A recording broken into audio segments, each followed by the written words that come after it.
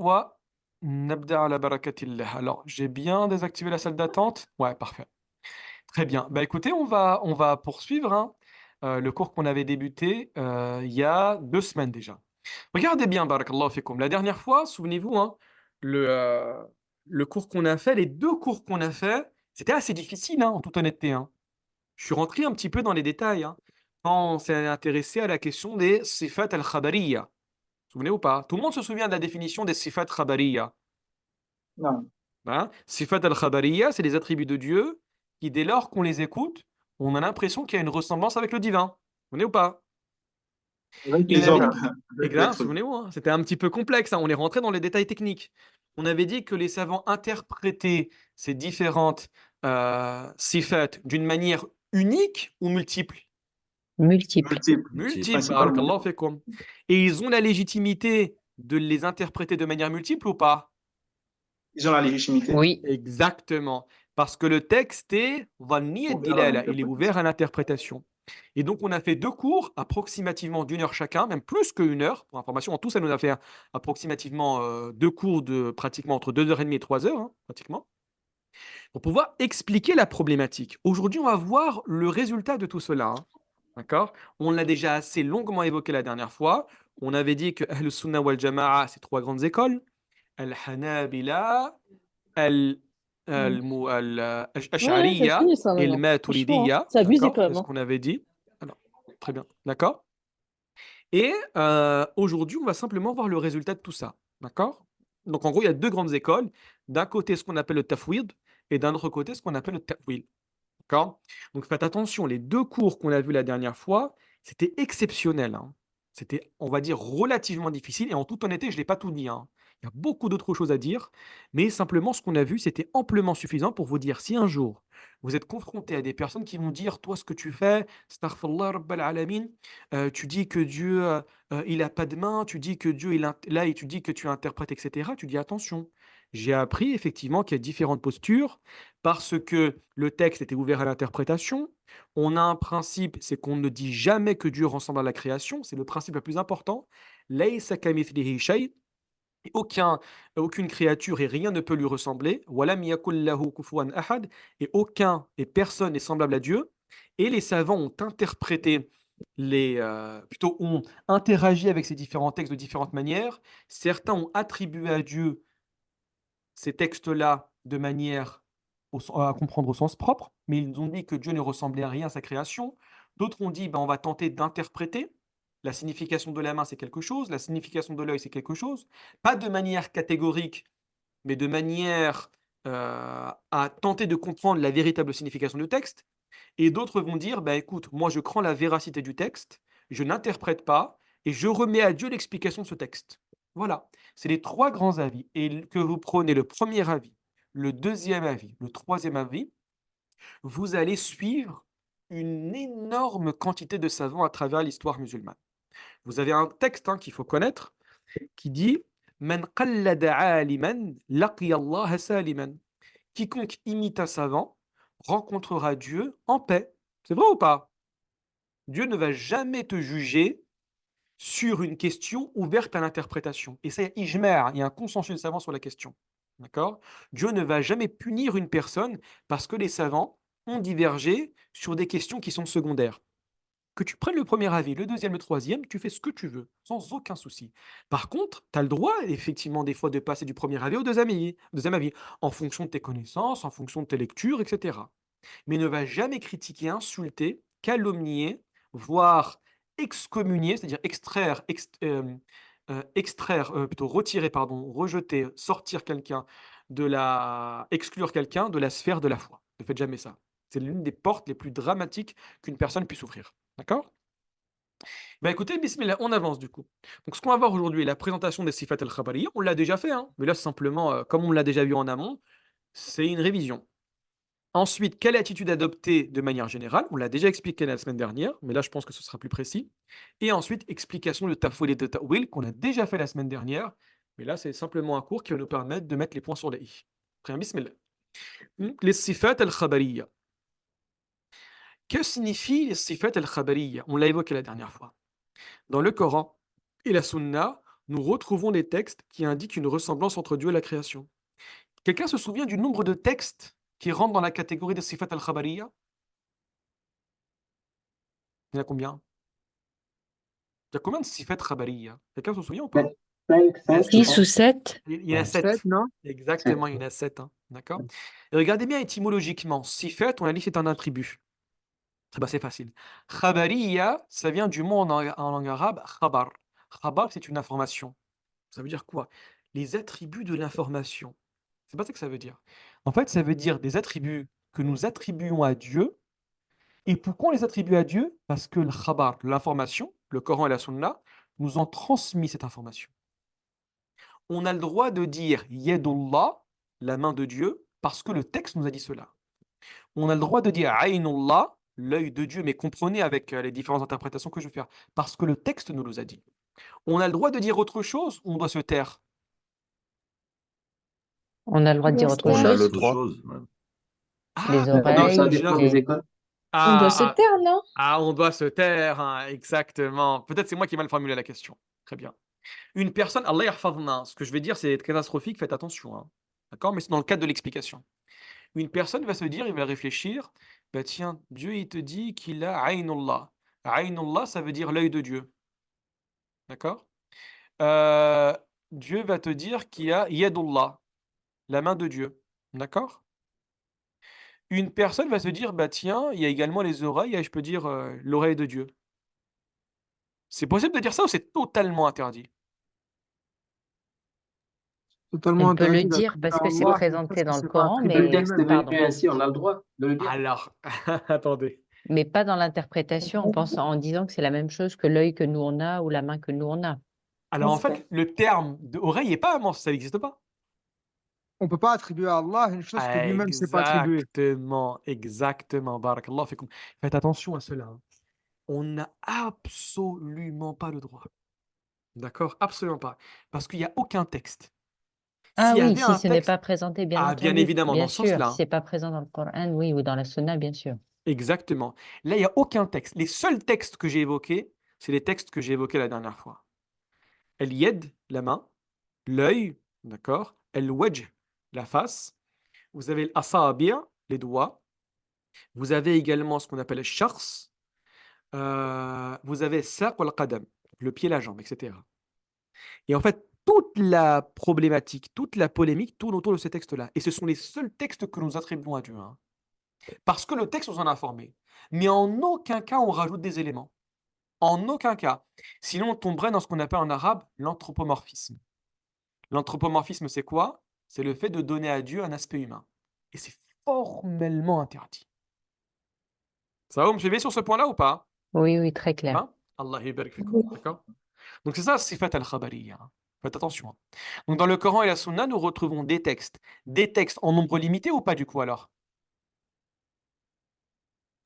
Oui, en limité. En nombre limité. Très bien. Au nombre de combien? 7. 7. Hein? D'accord, 7. Hein? Qui indique une ressemblance entre Dieu et la création. D'accord? Dans le Coran, par exemple, regardez bien, le miséricordieux s'est établi sur le trône. L'établissement sur le trône, est-ce que c'est une action qui est similaire à l'action humaine? Oui. Bien évidemment. Hein. Ah, si. D'accord. Hein. Faites attention. Hein. D'accord. Ce qu'on appelle en arabe l'istiwa. Très bien. Vous allez également retrouver seul perdurera la face de ton Seigneur. C'est similaire à l'être humain ou pas? Oui. Je vais les mentionner après, Naïla, si tu veux. D'accord? Effectivement, c'est similaire. D'accord? Vous allez retrouver également la main de Dieu est au-dessus dessus des leurs. D'accord? Yadullahi fawqa aydihim. Ça va pour ça ou pas? Vous allez retrouver également supporte donc avec patience l'arrêt de ton Seigneur. Tu es sous nos yeux. On a ce que je veux dire ou pas? Donc ici, il y a des textes qui, le musulman, faites attention à ce que je vais dire. Hein. J'essaie d'être le plus précis dans ce que je dis. Est-ce que le musulman est tenu de croire en la véracité de ces textes? Bien entendu. Oui. Obligatoirement. Barakallahu fikum. Il est tenu, hein, il est dans l'obligation de croire bien évidemment à la véracité de ces textes. Quand vous avez un doute, revenez à la position de l'imam Malik. Quand il a été interrogé sur ce verset-là. Ar-Rahman ala al-arsh istawa. Ya imam, Dieu dit, le miséricordieux, c'est qui s'est établi sur le trône. كيف استوى? Comment il s'est établi? Souvenez-vous des 4 paroles de l'imam Malik. Et c'est la position, moi je vous conseille, hein, de vous à moi, adopter cette position-là pour l'instant. C'est la plus saine. Qu'est-ce que veut dire l'imam Malik? Il va dire al-istiwa, معلوم. la signification étymologique de l'istiwa est connue. Très bien. والكيف مجهول. Et le comment est Inaccessible à la raison. Soit il est inconnu, soit il est غير معقول, inaccessible à la raison. وَالْإِيمَانُ بِهِ واجب. Et le fait d'y croire est quoi? Obligatoire. Obligatoire. obligatoire. وَالسُّؤَالُ عَنْهُ بِدْعَةٌ. Et le fait de poser la question sur le comment est une innovation. Voilà les 4 positions à avoir. Alhamdoulilah Rabbil Alamin. Et Alhamdoulilah Rabbil Alamin, l'imam Malik nous les a résumées. Tu dois y croire sans émettre aucun doute sur la véracité du texte. Tu ne poses pas de questions sur le comment, formellement interdit. C'est inaccessible à la raison. D'accord? Et ensuite, tu dois connaître la signification étymologique du terme. Et donc, les savants, qu'est-ce qu'ils vont faire? Ils vont débattre sur la signification. Ils n'ont pas, aucun savant ne va débattre sur le comment. Ah, faites attention. Ils vont simplement débattre sur la manière dont on doit interagir avec ce texte. D'accord? Ils vont croire, hein, la main de Dieu est au-dessus des leurs. Hein. Et ils vont croire en ce texte-là. Ils vont l'accepter, ils vont le transmettre, ils vont l'enseigner. Mais ils vont dire, quelle est la véritable signification que Dieu a voulu nous dire? Comment on doit interagir avec ce texte-là? Une chose qu'ils vont refuser de manière catégorique, C'est de dire, la main de Dieu est au-dessus des leurs. comprenez bien, c'est un exemple que je donne. Hein. Zama, Dieu a une main comme ça. Allah yahfadna. Aucun savant ne dit cela. D'accord? Ça va, c'est clair par rapport à ça ou pas? D'accord? Oui. Oui. Dans la sunna, chaque nuit, quand parvient le dernier tiers de la nuit, notre Seigneur, béni et exalté, descend du ciel le plus proche. La descente, c'est une action de la création ou pas? Oui. Oui. Bien évidemment. Vous savez pourquoi on dit que descendre est lié à la création? Parce que c'est l'idée d'un mouvement. Et le mouvement se fait dans un espace. Et l'espace doit forcément être plus grand que l'individu qui se move dans l'espace. Est-ce qu'il y a quelque chose qui est plus grand que Dieu? Non. Non. Allah yahfadna. Vous avez compris la problématique ou pas? Oui. Oui. Tout le monde a saisi cela. Hein. D'accord? Donc ils te disent, mais attendez, si Dieu descend au ciel le plus proche, très bien. Dieu, ça veut dire qu'il Allah yahfadna, bouge dans sa propre création. Donc sa création est plus grande que lui. En fait, il y a forcément des personnes qui vont poser ces questions-là. Donc, tu vas peut-être avoir une personne qui vient d'adopter l'islam et qui a un cerveau semblable au plus grand philosophe du monde. Hein. Donc, il va se poser ces questions-là. Il va dire, bah, c'est pas possible. Dieu n'est pas Allah yahfadna. C'est pas possible que la création soit plus grande que Dieu. Donc, qu'est-ce que ça veut dire? Comment vous allez lui expliquer cela? C'est compliqué, hein? C'est compliqué, hein? Donc ici, vous êtes dans l'obligation, ici, hein, d'interpréter. Hein. Ici, dans l'obligation d'interpréter. Hein. D'accord? Sinon, tu tombes dans l'anthropomorphisme. D'accord? Très bien. Comment comprendre ces textes alors que Dieu dit rien ne lui est comparable? Il entend tout et voit tout.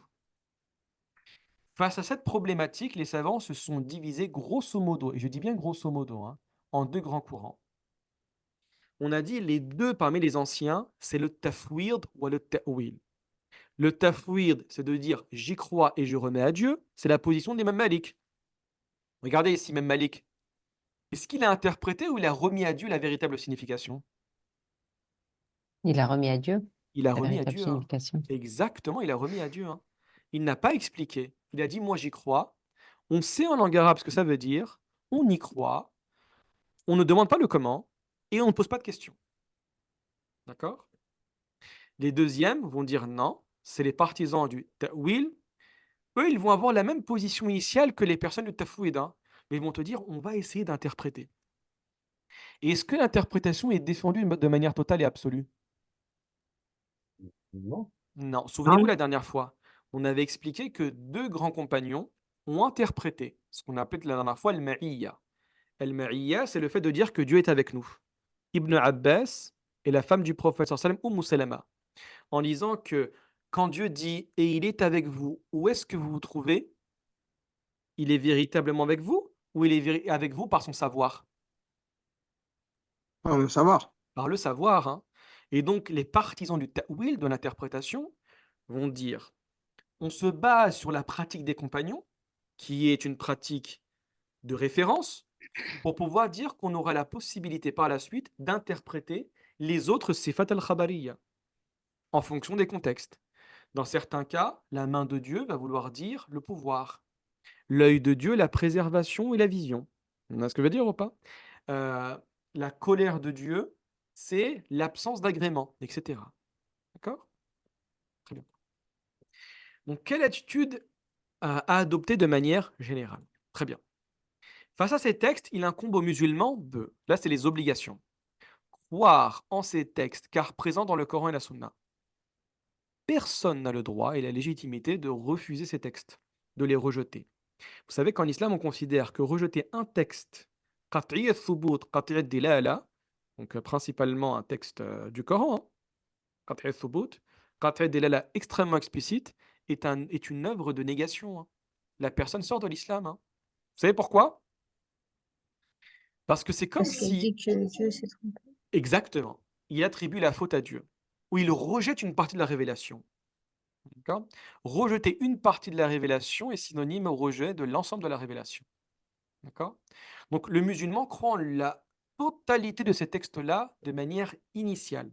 Ensuite, l'interprétation, l'interaction avec ces textes va se réaliser en fonction du Coran que la personne décide de choisir. Très bien. Croire que Dieu, et c'est extrêmement important, ne ressemble pas à la création. C'est important à saisir, hein. Dieu n'a aucune ressemblance avec la création, ni de loin ni de près. Donc quand tu dis, même si tu crois en la position qu'on retrouve actuellement assez majoritaire dans l'école salafi, c'est-à-dire l'école assez littéraliste, qui dit que Dieu a une véritable main, il ne faut absolument pas que tu crois que Dieu a une main qui ressemble à un membre, hein. C'est formellement interdit. Il n'y a aucun savant qui a dit ça. Ceux qui ont dit ça sont tombés dans l'anthropomorphisme. D'accord? Faites attention à cela, hein. Très bien. Explication maintenant du tafwid et du ta'wil. C'est une répétition de ce qu'on a dit la dernière fois, hein. Souvenez-vous, hein. D'accord? Quelques termes techniques. Ça, c'est des mots importants qu'on n'a pas évoqués, ou plutôt qu'on a évoqués très rapidement la dernière fois, et qu'il faut constamment garder en tête pour comprendre ces différentes problématiques. Vous avez tout d'abord ce qu'on appelle le tenzih. Le tenzih en langue arabe, ça vient de la racine al-nazaha. Al-nazaha renvoie à la propreté. À la propreté et à l'absence d'accusation. Donc, le tenzih, c'est le fait d'éloigner de Dieu tout défaut et toute imperfection. La position initiale du musulman, c'est qu'il fait le tenzih avec Allah. C'est la position initiale. Dieu n'a aucun défaut. Dieu n'a aucune imperfection. Tous les bons attributs, c'est ce qu'on avait dit la dernière fois, quand on avait classifié les sifat en 4 catégories. Toute idée d'imperfection, même si elle est attribuée coraniquement dans le Coran, on l'interprète, non pas au sens étymologique, mais on l'interprète de sorte à rejeter toute l'idée de défaut et toute l'idée d'imperfection. Quand Dieu dans le Coran, il te dit « Nasullaha fanasiyahum », ils ont oublié Dieu et Dieu les a oubliés.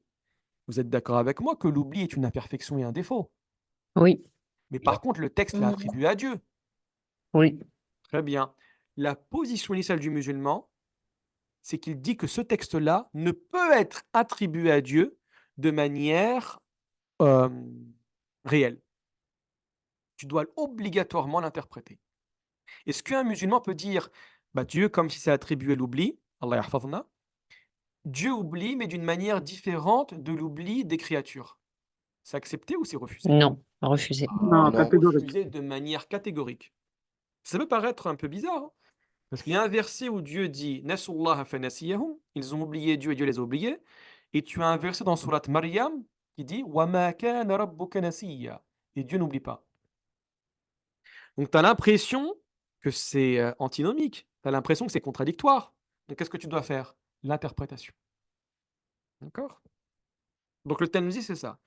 Tout texte initial qui, de prime abord, t'impose une compréhension où il y a une idée de défaut ou d'imperfection, tu rejettes la signification première. Et ça, c'est une position, alhamdoulilah, Rabbil alamin, que tous les musulmans acceptent, hein. Dieu va dire فَيَسْخَرُونَ مِنْهُمْ سَخِرَ اللَّهُ مِنْهُمْ. Et il se moque d'eux, en parlant des nécessiteux, et Dieu se moque d'eux. Se moquer de quelqu'un, le regarder de haut et le toiser, C'est quelque chose d'acceptable Ou c'est un défaut? C'est un défaut. C'est un défaut. Donc, est-ce qu'on peut attribuer cela à Dieu? Non. Non. Très bien. Mais Dieu s'est attribué dans le Mustahil. Coran. C'est mustahil. Mais Dieu s'est attribué dans le Coran. Donc, qu'est-ce qu'on doit faire? Interprété. Obligatoirement. D'accord? Innal ladhina kafaru. Non, c'est pas ça. Innal munafiqina yukhadi'una Allah wa huwa khadi'uhum. Et certes, les hypocrites cherchent à leurrer Dieu, à tromper Dieu, Et c'est Dieu qui les trompe. La tromperie, c'est un défaut ou pas? Oui. Dieu se l'a attribué dans le Coran. Oui. Oui. Qu'est-ce qu'on doit faire? L'interprète. Interprété. Obligatoirement ou il y a des polémiques? Obligatoire. Zéro Obligatoirement. polémique. Et zéro polémique. Obligatoirement. Même les plus littéralistes l'interprètent. Obligatoirement. D'accord? Vous avez un exemple comme ça dans le Coran ou vous en avez plusieurs? Plusieurs. On Plusieurs. avait énormément. Et je vous ai dit la dernière fois comment ça s'appelait. C'est un procédé rhétorique qu'on appelle en arabe, je vous l'écris en phonétique et en arabe, el-mushakala. El-mushakala, c'est utiliser le même terme de l'adversaire avec un sens différent. D'accord? Je vous l'écris comme en phonétique pour les personnes qui ne connaissent pas. C'est le mushakala. D'accord? On l'utilise également en français. Hein.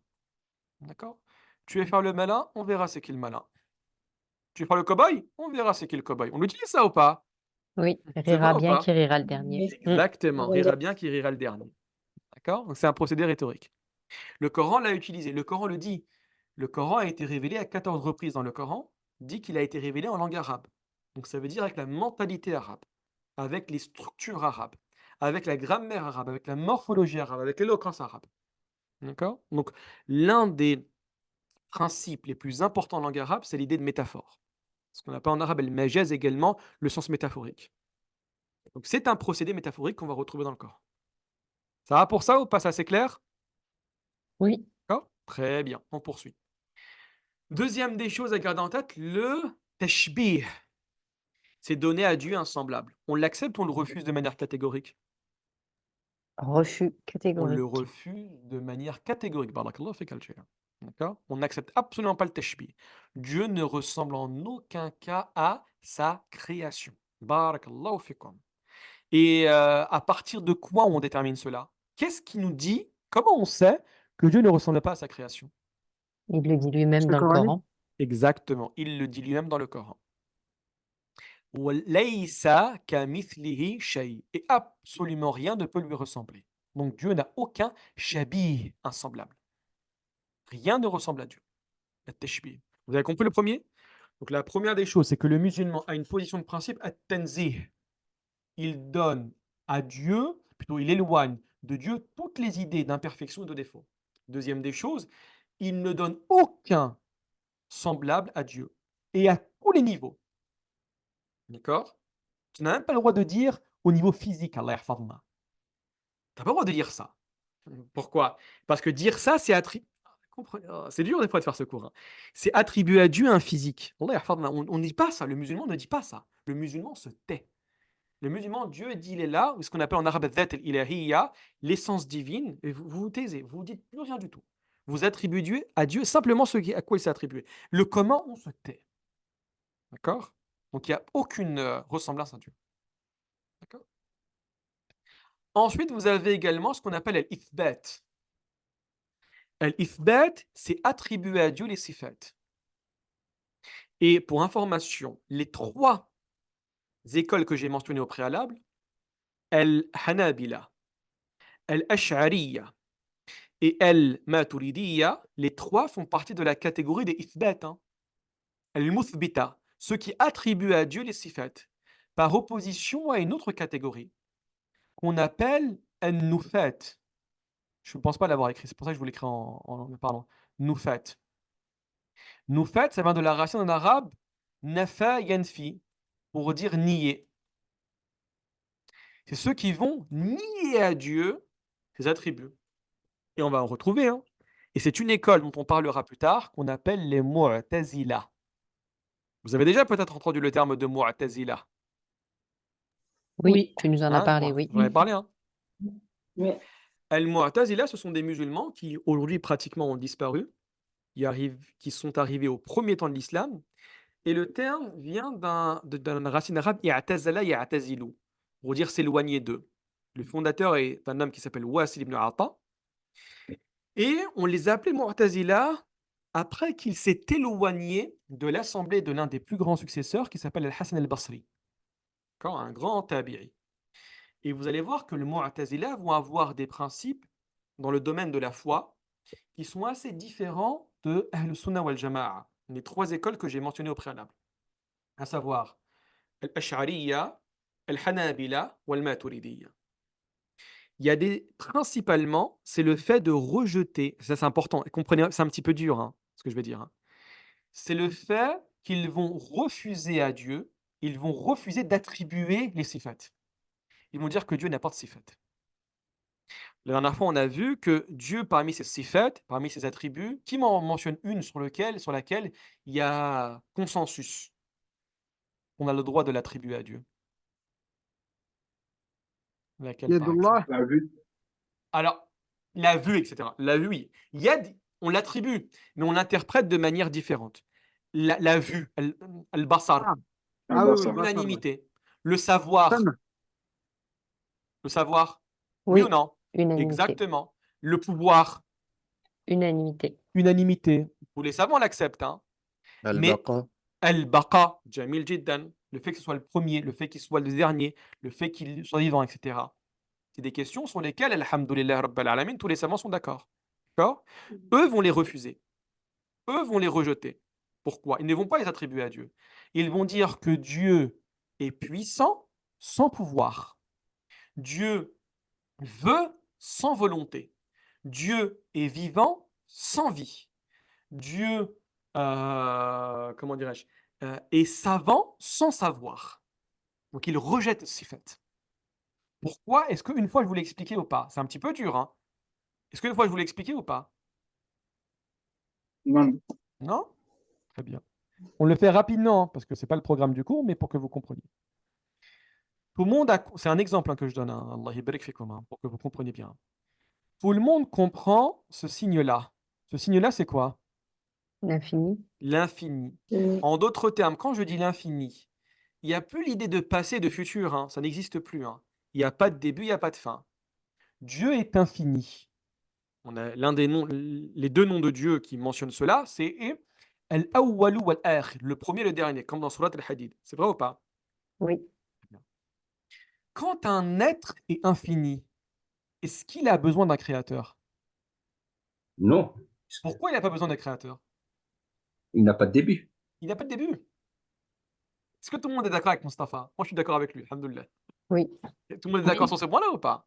Si tu es éternel et tu as eu besoin d'un créateur, c'est que forcément ce créateur, un jour ou l'autre, t'a fait sortir du néant pour te mettre dans la réalité, te mettre dans l'existence. Donc tu as un début, donc tu n'es pas éternel.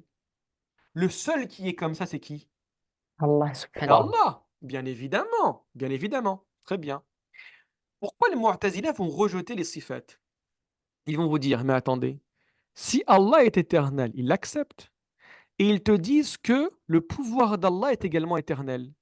La volonté de Dieu est éternelle. Le savoir de Dieu est éternel. La vie de Dieu est éternelle. Les êtres éternels sont uniques ou sont multiples? Unique. Unique. Mais ils vont Ils dire disent que les qu'ils sont- attributs sont des êtres. Exactement. Ils vont dire qu'également les attributs de Dieu, ils sont éternels.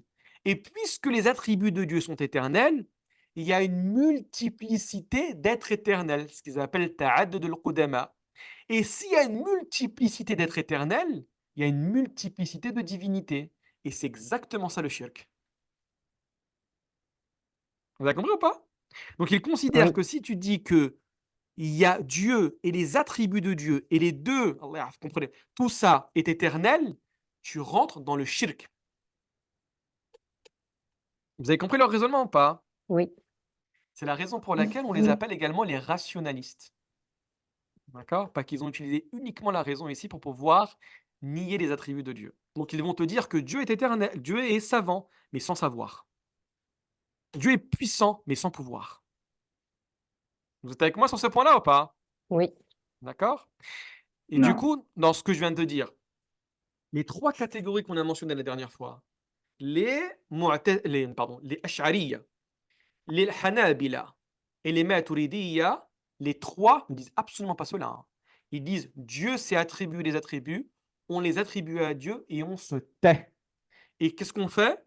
Simplement, il y a des attributs sifat al-khabariyya où il y a une interaction qui est possible, il y a une multiplicité d'interprétations, donc chacun va avoir sa manière de voir, interprétée en fonction de sa manière dont il a compris. Voilà la signification. C'est pour ça que des fois on fait peur, hein. Oh, Astaghfirullah, t'es un Ash'ari, ce que tu fais c'est extrêmement grave, t'as pas honte.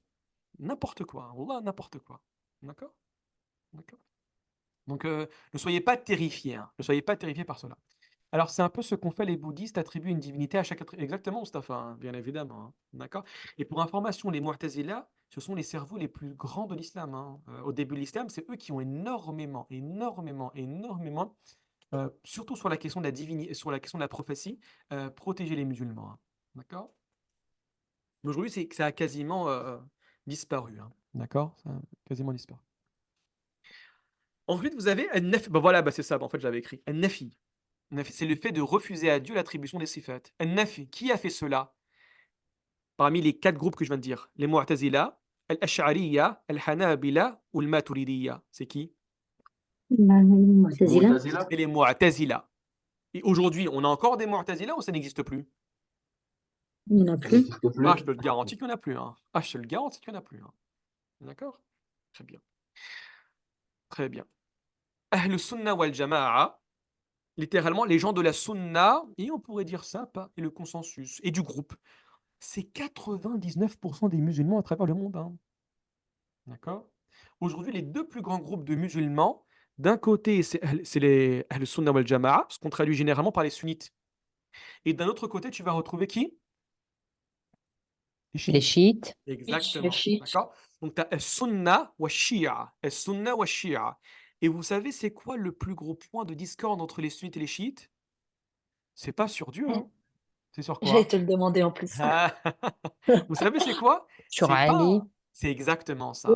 C'est un problème politique.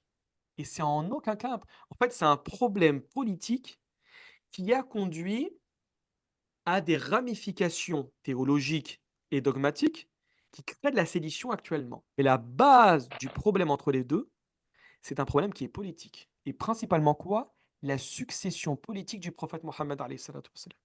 Un jour, on va l'expliquer, hein. Moi, je suis de courant. Franchement, moi, j'ai toujours, je pense, Allahu a'lam, mais en tout cas, j'espère être un courant, ou plutôt représenter un courant, ou être un acteur du courant, d'un courant qui tente de rapprocher, hein, et en aucun cas de séparer, hein. Vous savez pourquoi on lui dit ça? Parce que les sunnites et les chiites sont présents depuis plus de 1200 ans, hein. D'accord. Et vous pensez qu'un jour, il y aura plus de sunnites, un jour, il y aura plus de chiites? Non. Vous pensez que ça n'existera pas, hein? Donc, quoi que tu fasses, tu auras toujours des sunnites, tu auras toujours des chiites. On ne s'entend pas sur des points, certes. Qu'est-ce qu'on fait? On se fait la guerre? Ça ne sert à rien. La France l'a fait la guerre entre d'un côté les catholiques et d'un autre côté les protestants. Les guerres de religion. Qu'est-ce qui s'est passé à la fin des guerres de religion? Les gens ont été dégoûtés de la religion après l'Inquisition, que ce soit en France, que ce soit en Angleterre, que ce soit pardon, en Espagne. Les gens ont été dégoûtés de la religion. Et en dégoûtant de la religion, qu'est-ce que les gens ont fait? Ont abandonné la religion. Et le prophète sallam le dit, que vous allez suivre les pas des nations qui vous ont précédés.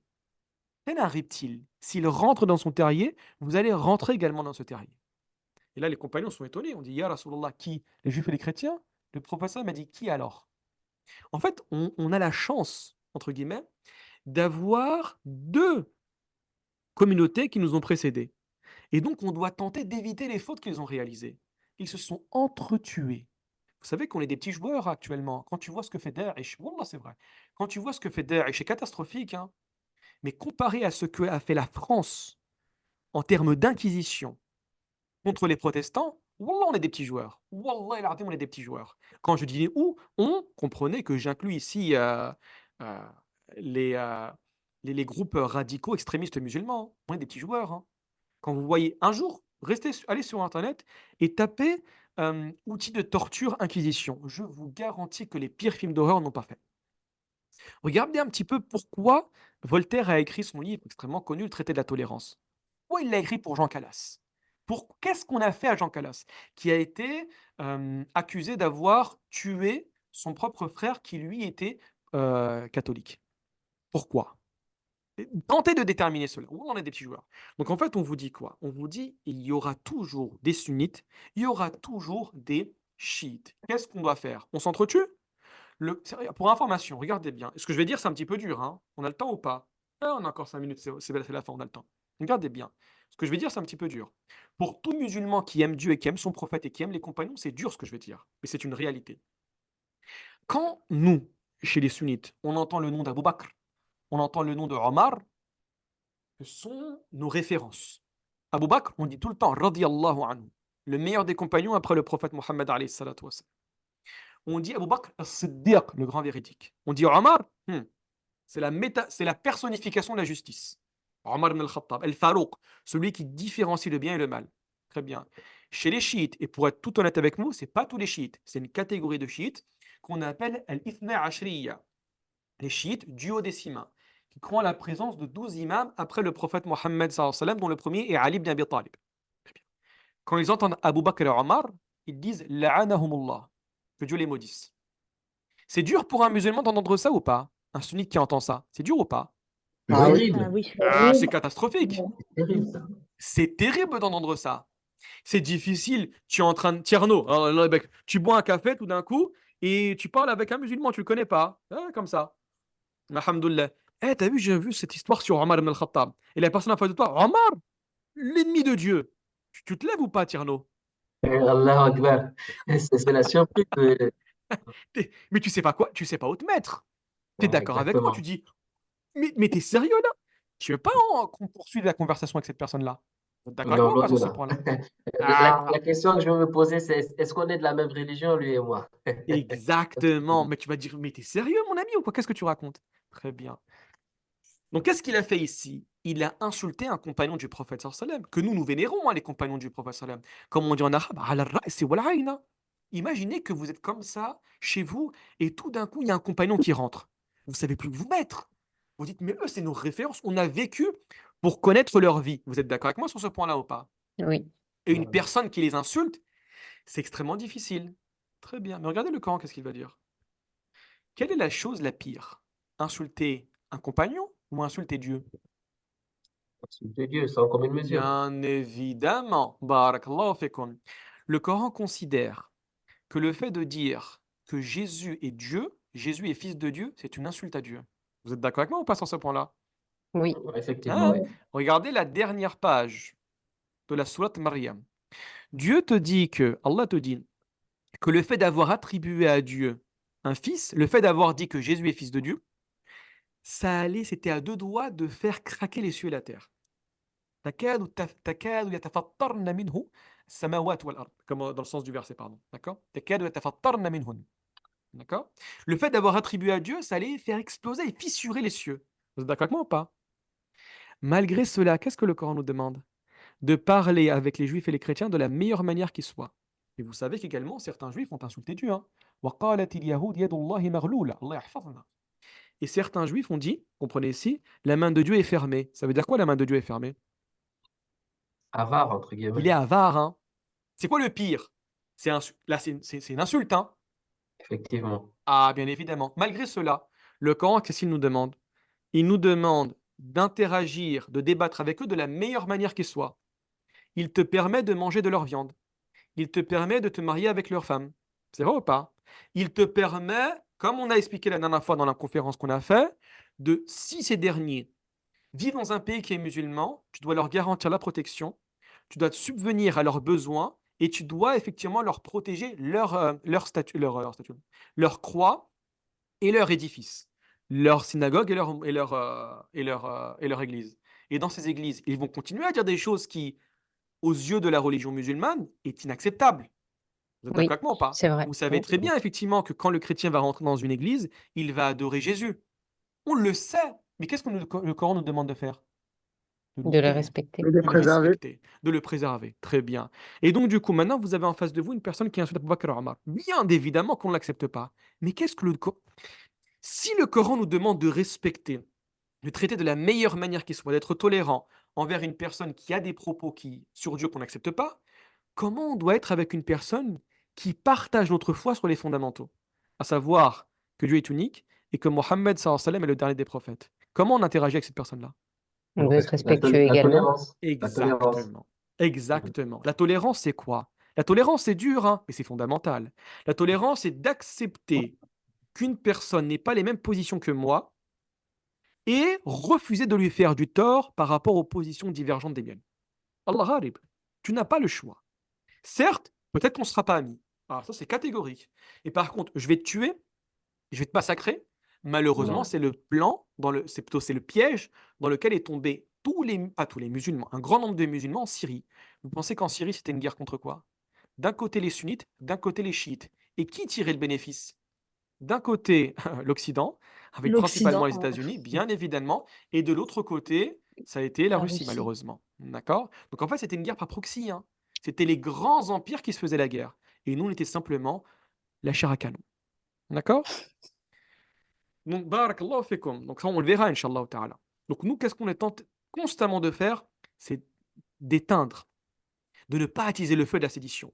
On ne sera pas d'accord, c'est clair, et le Coran le dit. Wala yazaluna mukhtalifin. Et ils vont continuer à diverger. Regardez, une famille, tu as le papa, tu as la maman, tu as 3 enfants, un, il est pro-Le Pen, l'autre, il est avec Zemmour, le troisième, il est avec Mélenchon. Comment tu expliques cela? Et la France, on prend le cas de la France, c'est pas une famille de 5 personnes, hein. On est 70 millions. Et 70 millions, c'est 1% de la population mondiale. Hein, tu veux faire comment? Tu déclares la guerre à tout le monde? Allah ghalib, tu acceptes comme cela. Tu appelles constamment à la paix, la paix, la paix, la paix, la paix. Et par contre, dans l'interaction avec les gens, il y a un débat scientifique. Le débat scientifique, même si tu es dur dans le débat scientifique, ça ne veut pas dire que je vais refuser que tu aies des positions divergentes des miennes. Sans aucun problème. Par contre, aucun cadeau à faire dans le débat. Vous me saisissez sur ce point-là ou pas? Ça va? Oui, exactement. Oui, très bien. Allah yubarik fikum. Donc quand on dit Ahl Sunnah wal Jama'a, cette appellation renvoie à 3 grands groupes. D'un côté les Ash'arites, d'un côté le deuxième Maturidiyya, et enfin ce qu'on appelle à la fois le Hanabila. Donc il faut les apprendre par cœur, hein. Ash'ariyya et le Maturidiyya, ils ont une position qui est soit le tafwid, soit le ta'wil, et al-Hanabila, c'est ceux qui vont attribuer à Dieu, au sens propre, les sifat al-khabari. D'accord? Donc, qu'est-ce que signifie le terme de tafwid? Elle renvoie à l'idée d'attribuer à Dieu les sifat, bien évidemment, sans chercher à les interpréter, mais aussi à refuser l'idée de ressemblance avec la création. Donc, on a 2 positions. Tout d'abord, on attribue à Dieu tout ce qui s'est attribué, on remet à Dieu la véritable signification de ses attributs, mais par contre avec un principe, le tanzih. Dieu ne ressemble à aucune de ses créations, et en plus de cela, nous refusons à Dieu d'attribuer toute idée d'imperfection et de défaut. C'est le tafwid. Moi, personnellement, c'est la vie que j'adopte, hein. Franchement, Dieu a demandé de croire, j'y crois. Je comprends la signification, je tente en tout cas de comprendre. Mais la véritable signification, Wallah al-Azim, les compagnons n'ont pas parlé, à part pour un cas, le cas de l'Ma'iyya. Ouais, c'est moi qui vais en parler. Et les salafs, hein, les anciens, quasiment tous étaient comme ça, hein, la position des Imam Malik, hein. D'accord. C'est principalement l'école des salafs, les premiers musulmans. Ibn Taymiyyah va rejeter, hein, ce que j'ai écrit, hein. Il va dire effectivement c'est faux, hein, d'accord? Mais sincèrement, les faits malheureusement lui donnent tort, hein. D'accord, malheureusement. C'est pas moi qui dis ça, hein, bien évidemment. C'est la réalité et de nombreux savants te disent effectivement que c'est pas vrai. Et en opposition au Ma'iyya, c'est qui? Euh, Tu non, disais que pour ici, le ta'wil, c'était mhm. divisé. Il y avait des partisans du Ma'iyya et des partisans de... Non, ici, le Mariya, c'est l'attribut de Dieu, en fait. C'est le fait de Oui, tout dire à que, fait. ouais. Mais en fait, ils ont tous interprété de cette manière-là. Là, il y a unanimité, hein. Il n'y a aucun savant, il y a seulement une catégorie de musulmans, malheureusement, qui sont tombés dans l'anthropomorphisme, qui vont te dire, oui, effectivement, Dieu est partout. Ce qu'on appelle ahlu al-ittihad wal-hulul. C'est principalement les soufis, hein, qui vont vous dire des choses Barakallahu assez, fik. assez problématiques, hein. Ils vont dire qu'effectivement, Dieu est partout. Allah yarhamna, ils te disent, voilà, la bouteille d'eau, Dieu est là. C'est assez problématique, hein. D'accord, C'est pour ça merci. qu'ils autorisent d'adorer des fois des arbres, d'adorer des fois des créations, parce qu'ils utilisent en définitive, si tu adores Allah yarhamna, un stylo, ben en fait Dieu est là. Donc, ibtihad, le fait que Dieu soit entré dans la création, al-hulul, le fait qu'il ait pris place. Ça c'est problématique, hein. C'est la position principalement d'Al-Hallaj, d'accord, un soufi musulman. Donc, on attribue à Dieu ces sifat en déléguant leur véritable signification à Dieu. Vous ne vous posez pas de questions. On avait expliqué la dernière fois la position de l'imam Ahmed ibn Hanbal, tafsiruha qira'atuha, leur explication et leur lecture. D'accord? Ensuite, vous avez quelle est la source du tafwid? Cette posture doctrinale tire son origine de la réponse de l'imam Malik. Je l'ai évoqué plusieurs fois. Moi, je vous conseille de l'apprendre par cœur. D'accord? L'imam Malik, le professeur de l'imam Shafi'i, mort en 179 de l'Hégire, après avoir été questionné sur l'istiwa. L'istiwa est connu, le comment est irrationnel, se questionner est une innovation, et la croyance est obligatoire. Tout le monde connaît cela. Tout le monde connaît la position de l'imam Malik. D'accord? Et qui est le représentant de l'école du tafwid, on va dire. D'accord? Très bien. Maintenant, qu'est-ce que signifie le terme ta'wil? Initialement, le ta'wil, vous pouvez le comparer au terme de tafsir.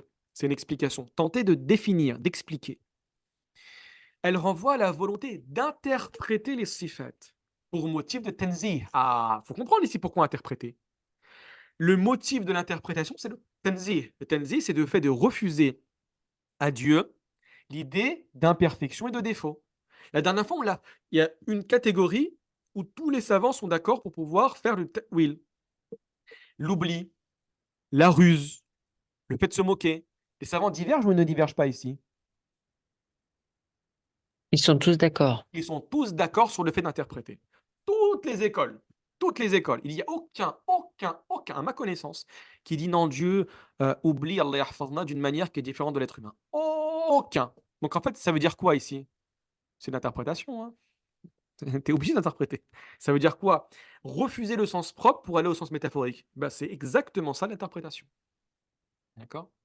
Quand je dis que, mashallah, Hamza est un lion, c'est une expression qu'on dit beaucoup en arabe. Quand je dis Hamza est un lion, il y a deux significations. Le sens propre, Hamza, c'est un lion, l'animal qu'on va retrouver dans la savane, l'animal prédateur. Et Hamza est un lion, littéralement, il est courageux comme un lion. C'est vrai ou pas? Oui, Quand je dis Hamza est courageux comme un lion, moi, je n'ai pas dit Hamza est courageux comme un lion. J'ai dit Hamza est un lion. C'est le sens propre que je veux ou c'est le sens figuré? le Le sens sens figuré. figuré. Ah, bien évidemment. D'accord, bien évidemment. Donc c'est ça le ta'wil. C'est rejeter le sens propre parce qu'il est interdit d'accepter le sens propre. Donc en gros, tu bascules, tu rejettes le sens propre pour basculer au sens figuré. C'est ça en fait l'interprétation. C'est principalement l'école des Ash'arites et des Maturidiyya que l'on nomme les Khalaf.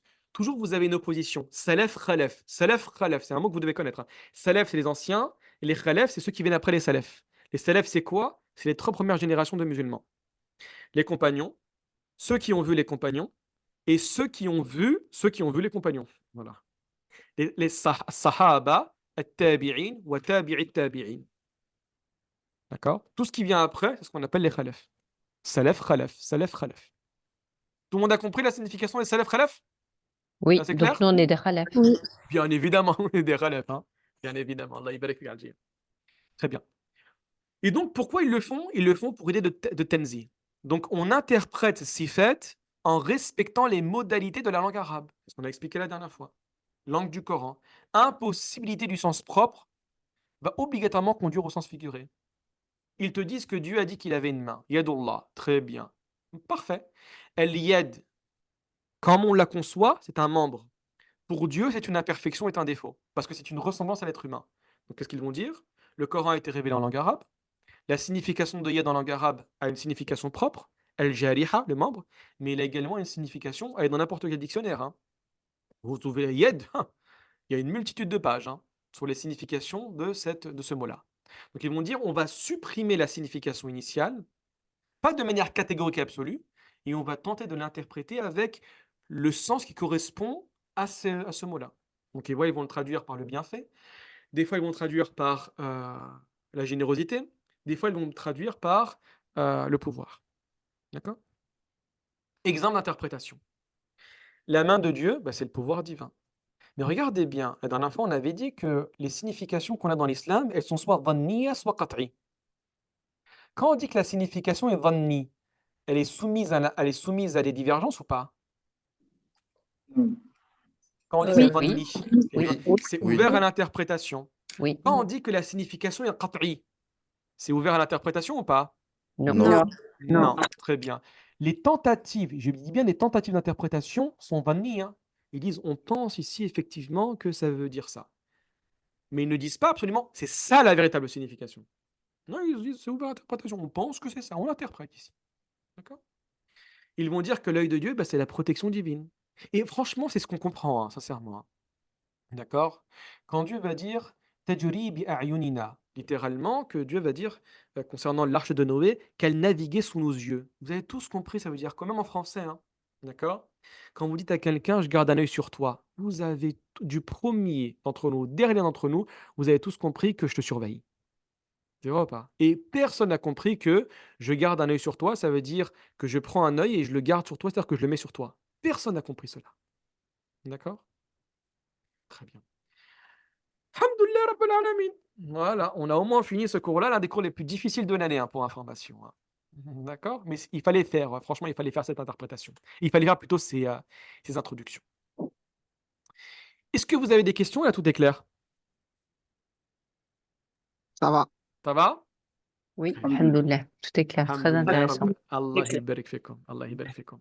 Du coup, je pense, Naïla, je ne sais pas si, je crois que tout à l'heure, Abdullah a répondu à ta question. Donc, les 7 textes, hein, je pense qu'ils ont été mentionnés. Hein, d'accord? Donc, je les évoque rapidement. On a al-ayn, l'œil, al-yad, la main. On a al-asabi', les doigts. On a al-shakhs, la personne. On a al-saq, la jambe. On a al-qadam, le pied. Et la 7e, j'ai oublié quoi? Al-wajh, le visage. Voilà les 7 textes. D'accord? Certains vont en rajouter un autre, mais il est assez problématique. Al-jamb, à savoir le flanc. Mais il ne faut pas le rajouter. Bah écoutez, barakallahu fikoum pour votre présence. Allah yajazikum. Je vous souhaite une très bonne nuit et je vous dis à la semaine à mercredi, Inch'Allah. Inch'Allah, barakallahu fik. Salam Salam alaikum. alaikum. Portez-vous bien. Salam Salam tout le monde.